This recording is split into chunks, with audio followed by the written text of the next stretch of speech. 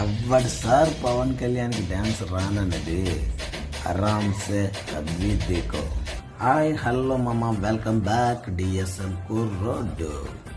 30 రోజులు కష్టపడిన తర్వాత జీతం పడితే ఇంకా మనమాగితామా? ఇంకా వెళ్ళిపోయాం ముస్తాబ్ భగత్ సింగ్ సినిమాకి. ఇక సినిమా మొదలైన తర్వాత గురువు గారి ఇంట్రడక్షన్ తో టాప్ లేపేశారు. ఒకసారి టార్గెట్ లేట్ అవ్వచ్చు, మాస్ డైలాగులతో మొదలుపెట్టి మధ్యలో బ్రేక్ ఇస్తే ఇంకా మనం ఊరుకుంటామా? చికెన్ పిజ్జా ఆర్డర్ పెట్టాం, వచ్చేసింది. అయినా ఒక మహానుభావుడు చెప్పాడండి, తిండికి ముందు ఉండాలి, పనికి వెనకుండాలి.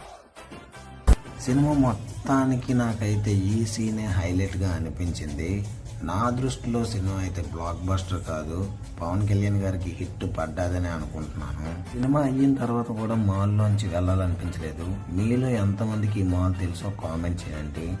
మరో వీడియోతో మళ్ళీ కలుద్దాం.